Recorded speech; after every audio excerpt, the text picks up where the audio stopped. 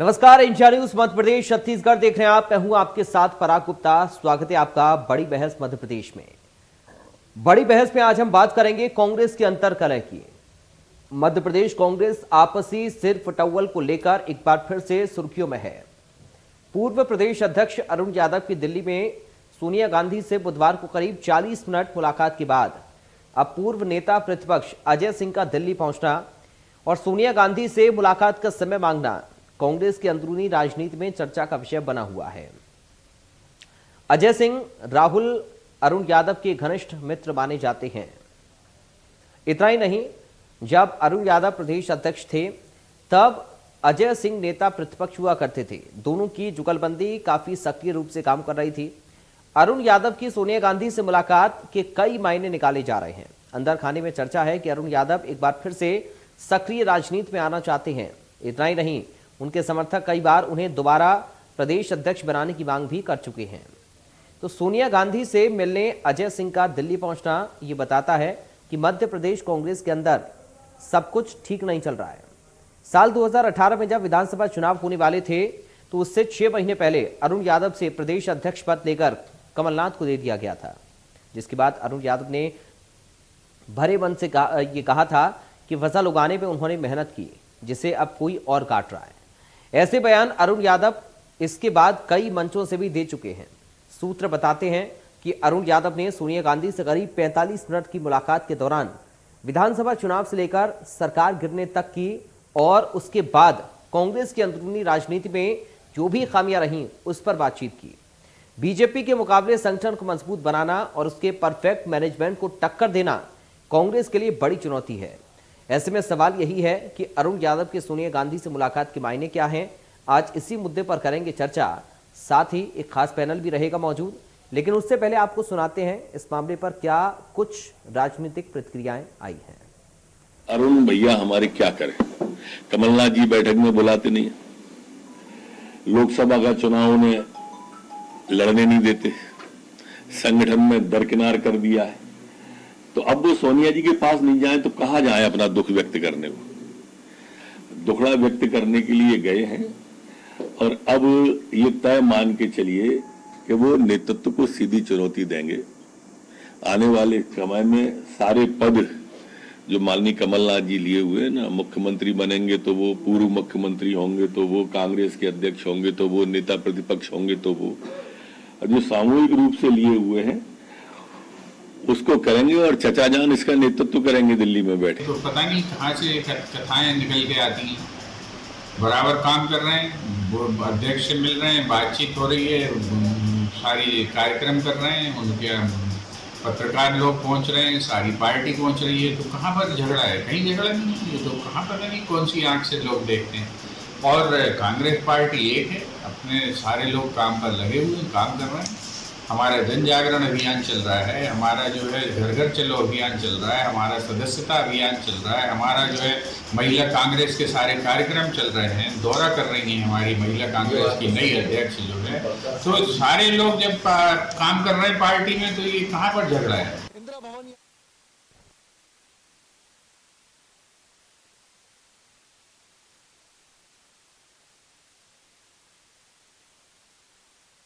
चलिए, दो खास पेपर हमारे साथ जुड़ गए हैं। सीधा आपका परिचय करा दें। कांग्रेस पार्टी से प्रवक्ता अवनीश बुंदेला हैं। अवनीश जी, आपका स्वागत है। बीजेपी से नेता मिलन भार्गव हैं। मिलन जी, आपका स्वागत है। शुरुआत अवनीश जी आप ही के साथ में कर रहा हूं। क्या मायने हम निकालें मुलाकात के, सोनिया गांधी से अरुण जी की मुलाकात होना और उसके बाद अजय सिंह का नाम भी इस वक्त चर्चाओं में है। क्या कुछ पार्टी के अंदर चल रहा है इस वक्त?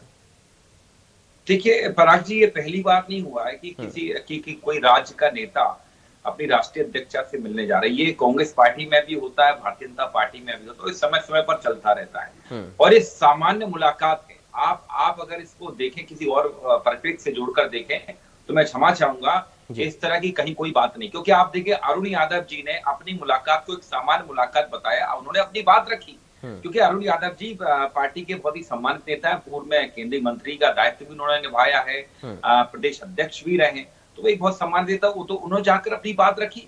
और जहां तक मैं बात कहूंगा, देखिए अरुण यादव जी ने कहीं कोई नकारात्मक बात नहीं कही, कहीं कोई पत्र नहीं लिखा केपी यादव की तरह। मैं तो ये देखिए कहूंगा कि भारतीय जनता पार्टी के नेता, इनके मंत्री, इनकी पूरी सरकार मतलब जनहित की बातों पर कहीं ध्यान नहीं देती है।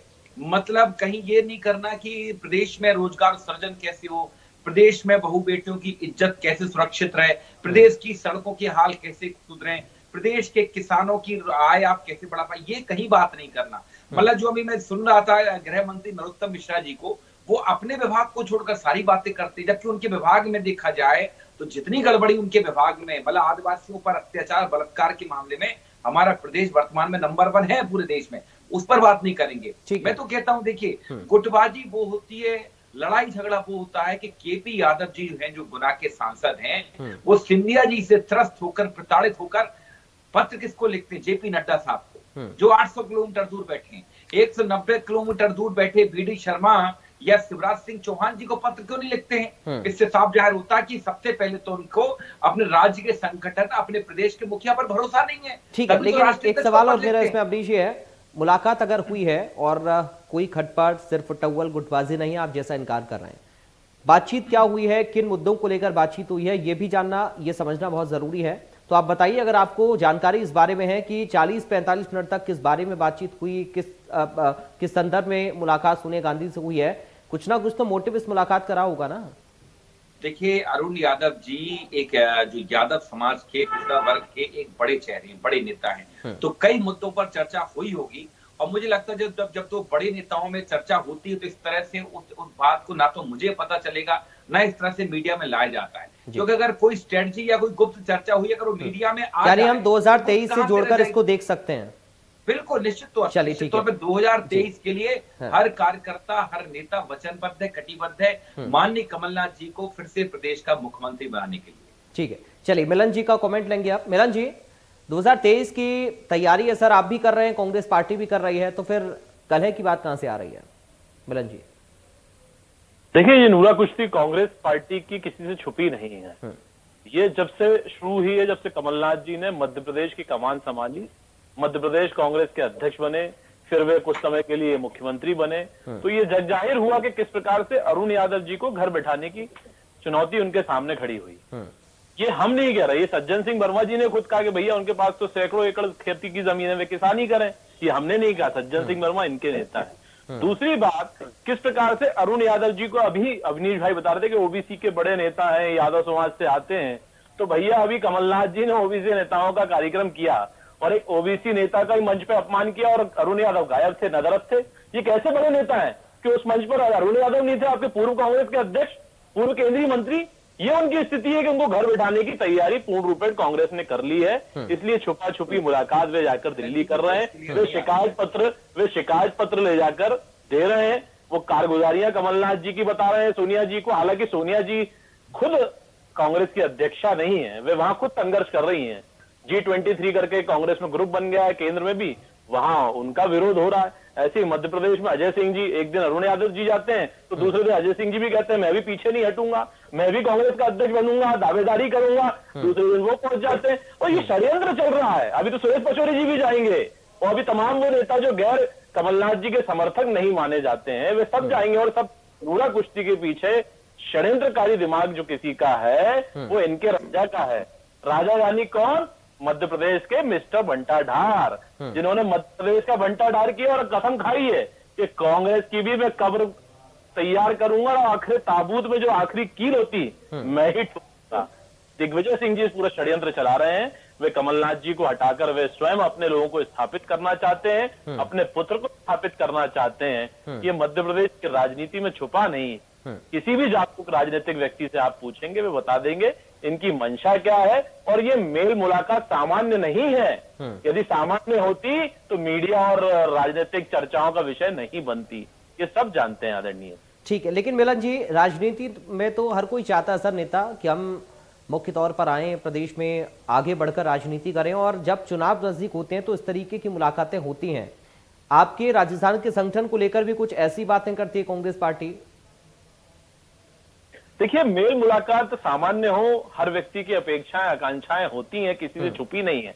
लेकिन मध्य प्रदेश में दूसरा एक संदर्भ है मध्य प्रदेश में कमलनाथ जी नेता प्रतिपक्ष भी हैं और कांग्रेस के अध्यक्ष भी हैं। हाँ। 2 पद पर वे काबिज हैं और अंतर्विरोध उनकी पार्टी से उठ रहा है कि एक पद पर रहिए, क्योंकि आप दोनों पद के साथ न्याय नहीं कर पा रहे हैं। वे लापता हैं, हारे हुए हैं, निराश है, हताशा में है। बुजुर्ग कमलनाथ जी हैं, हमारी सिंपैथी उनके साथ साथ है। उनकी उम्र हो चुकी है, वे आराम करना चाहते हैं, लेकिन उनकी चूंकि महत्वाकांक्षाएं ज्यादा है, इसलिए वे दोनों पदों पर काबिज होकर अतिक्रमण किए हुए हैं और कांग्रेस के तमाम नेता विरोध कर रहे हैं, चाहे वे उनकी दल के हों या उनके विरोधी गुट के हों। और ये मैं नहीं कह रहा हूं, यदि आपको किसी की बात पूछनी तो अरुण यादव जी से बात कर लीजिए, अजय सिंह जी से पूछ लीजिए, आप सुरेश पचौरी जी से पूछ लीजिए, आप वे बताएंगे कि कमलनाथ जी को एक पद छोड़ देना चाहिए, स्वतः छोड़ देना चाहिए। ठीक है अवनीश जी, मेरे सवाल के 3 बिंदु हैं। क्या एक छत्र राज है या 2 गुटों में मध्य प्रदेश में आपका संगठन बटा हुआ है, और तीसरा ये कि युवाओं को मौका क्यों नहीं? देखिए, पहली बात तो मुझे मिलन जी की कोई आवाज समझ में नहीं है, क्योंकि उनकी आवाज इको हो रही, मैंने बीच में कहा भी था, क्या बोला मैं नहीं।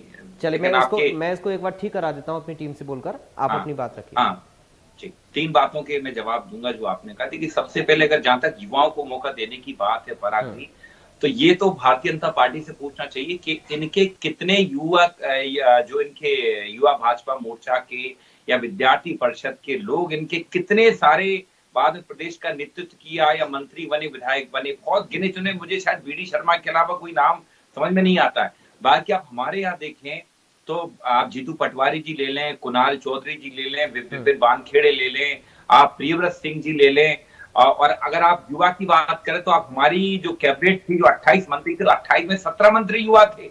और मैं तो कहता हूं जो आज की तारीख में भारतीय जनता पार्टी में भी चले गए कुछ लोग, वो भी युवा कांग्रेस में काम कर रहे हैं। लेकिन अमरीश जी ये कहते हैं कि कमलनाथ सलाह मशवरा नहीं करते, बातचीत नहीं करते हैं किसी भी फैसले में, चाहे अपने साथी समकक्ष नेता हो या फिर युवा हो।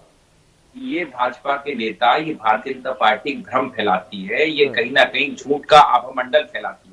कमलनाथ जी से मिलना कितना आसान है, उनसे चर्चा करना कितना आसान है, ये इसकी तस्दीक मैं खुद कर देता हूं। क्योंकि अगर मैं जब चाहूं, मेरे 8-10 दिन में जब भी हो मुझे चाहिए तो मेरा उनसे संवाद हो जाता है, अगर मुझे जब भी आवश्यकता होती है। ये कहना बिल्कुल गलत है। और सबसे बड़ी बात, भारतीय जनता पार्टी में कमलनाथ के नाम का डर है।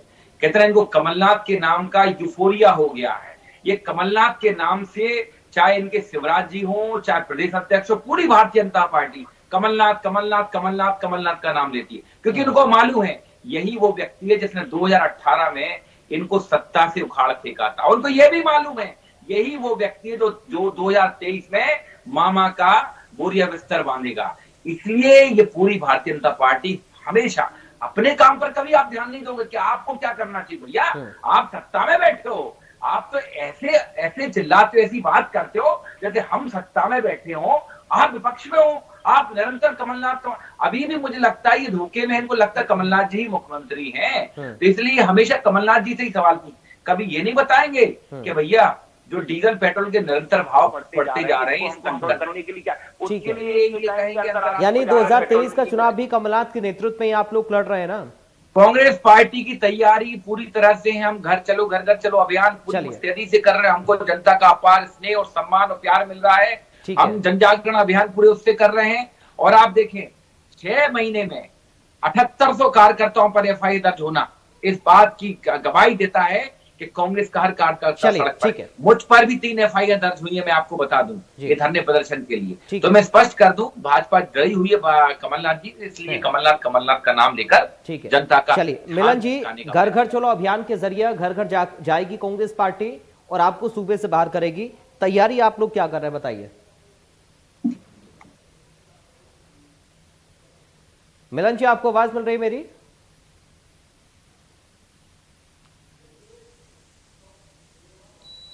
मिलन जी, आपको आवाज नहीं मिल रही मेरी? चलिए बताइए। मिलन जी, आवाज आ रही है आपको? हाँ जी, आवाज आ रही है। मिलन जी, घर घर चलो अभियान कांग्रेस पार्टी का है। अवनीश जी कह रहे हैं कि हम घर घर जाएंगे, जनता से संवाद करेंगे, मजबूती अपनी संगठन को दे रहे हैं। कार्यकर्ताओं की गिरफ्तारी इस बात का उदाहरण है कि हम ग्राउंड पर काम कर रहे हैं और आपको सूबे से बाहर करेंगे। बताइए तैयारी आपकी क्या है? देखिए, गिरफ्तारी तो उनकी हो रही है जो गुंडागर्दी करते फिर रहे हैं। कांग्रेस का तमगा लगाकर जनता के कामों को रोकना, सरकारों के काम को रोकना, जनता को लूटना, वही लोग गिरफ्तार हो रहे हैं, वही लोग जा रहे हैं। की परिस्थिति कांग्रेस पार्टी में स्थिर हो गई है, उसमें नूरा कुश्ती साफ दिखाई दे रही है। आखिर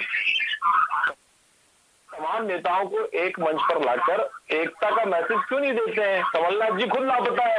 आज मध्य प्रदेश में कांग्रेस का कार्यकर्ता उनसे मिल नहीं पाता है, उनको खोज नहीं पा रहा है, उनसे संवाद स्थापित नहीं कर पा रहा है। अवनीश जी से पूछिए कि वे कब मिले थे अंतिम बार, बता नहीं पाएंगे। कुछ भी बोलने अलग बात है, लेकिन आज कांग्रेस के तमाम नेताओं का चुनौती खड़ी हो गई है। एक अक्षम और निराशा से डूबा हुआ कमलनाथ का नेतृत्व वे खुद अस्वीकार कर रहे हैं। वे चाहते हैं कि नया व्यक्ति आए और उनकी कमान संभाले। नेता प्रतिपक्ष में रहे, सीनियर लीडर है, नेता प्रतिपक्ष रहने के वे अधिकारी हैं, लेकिन जब कमलनाथ जी इस काम के साथ भी न्याय नहीं कर पा रहे हैं, और तो मुझे लगता है कि अरुण यादव जी और अजय सिंह जी की बात को मानते हुए कांग्रेस के तमाम वरिष्ठ नेतृत्व को तय करना चाहिए कि कमलनाथ जी को घर बैठाने की तैयारी कर ले, क्योंकि अरुण यादव जी भी युवा है। अभी युवा की बात कर रहे थे, तो युवा के तौर पर अरुण यादव को क्यों काम नहीं देते, अजय सिंह जी को क्यों काम नहीं अगर वो हट देते? गए तो आपकी मुश्किलें बढ़ जाएंगी फिर मिलन जी। नहीं, हमारी मुश्किलें तो वैसे ही आसान कांग्रेस पार्टी कर रही है, हाँ। क्योंकि जिस प्रकार की राजनीति कांग्रेस पार्टी कर रही है, वे अपनी अस्वीकारता और समाज में जो इनकी व्यापकता थी वो खत्म की दिशा में आगे बढ़ गई। ठीक है। अब कल का वाक्य ले लीजिए कि इनके सज्जन सिंह वर्मा और जीतू पटवारी जिन युवा का नाम ले रहा है, ये प्रेस कॉन्फ्रेंस करते हैं और प्रेस कॉन्फ्रेंस में शुरुआत में ही गीता का अपमान कर देते हैं।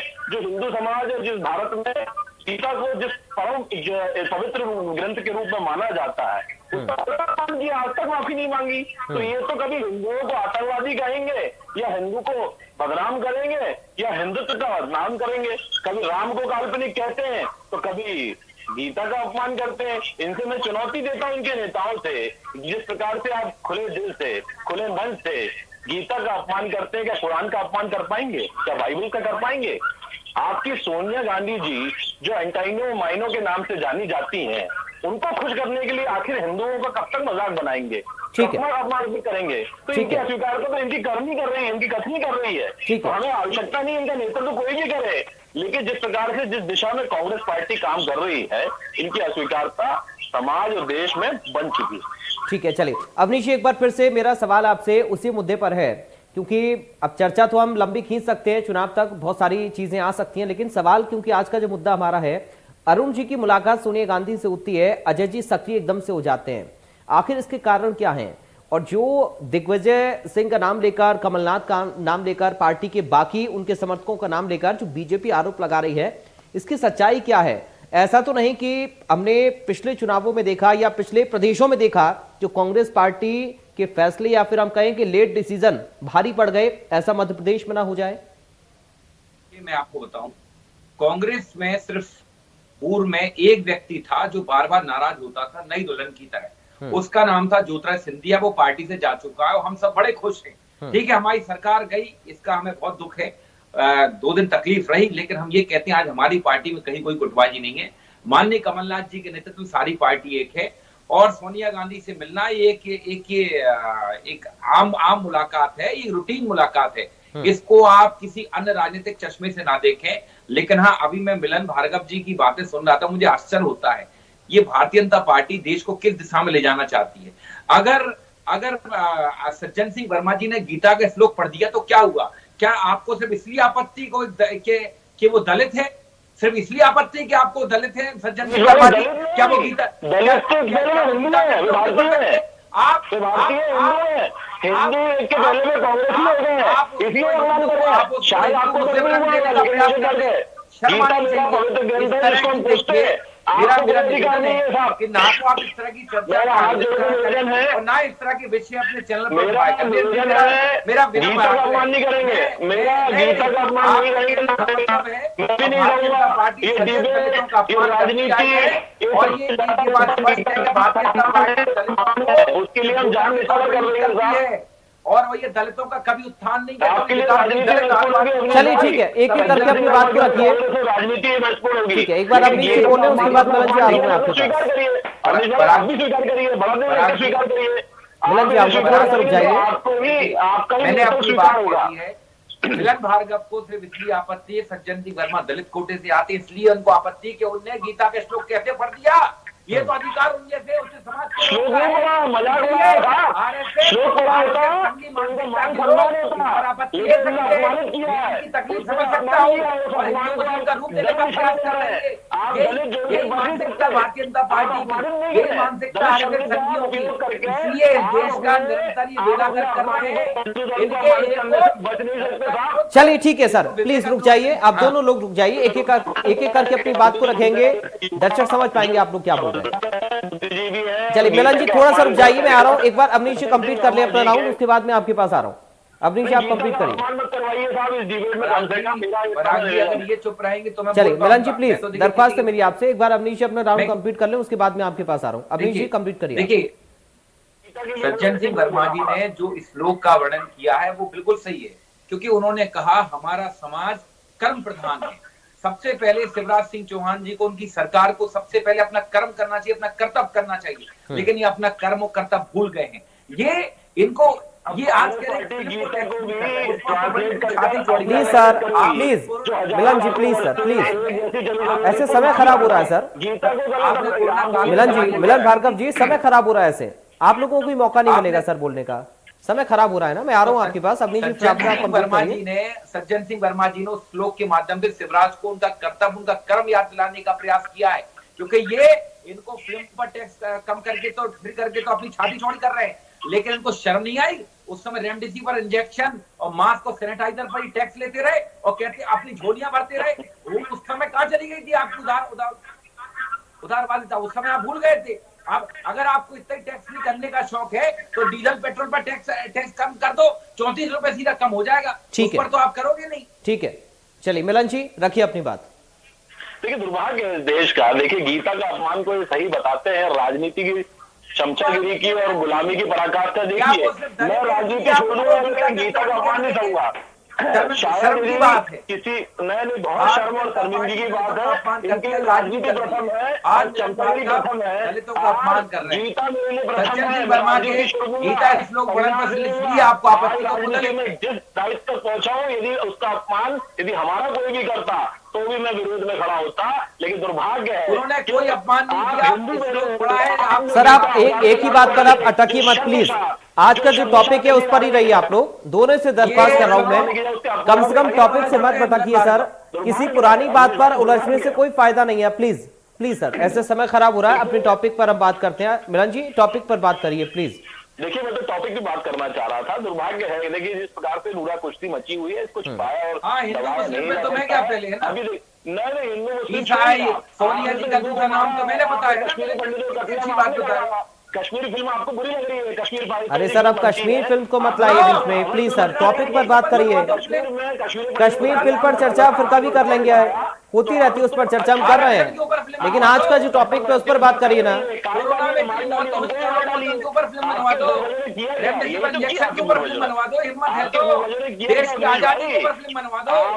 चलिए ठीक है, आज अब समय इतना ही है। आप लोगों ने ज्यादा समय खराब आपस में उलझने में किया, मुझे दुख है इस बात का, लेकिन हम उम्मीद करते हैं कि शांतिपूर्वक अपनी बात को पार्टी की प्रवक्ता रखें तो बेहतर होगा। आज समय हमें इतनी इजाजत दे रहा है। अवनीश जी आपका बहुत शुक्रिया, आप चर्चा का हिस्सा बने। मिलन जी आपका बहुत शुक्रिया, आप चर्चा में शामिल हुए।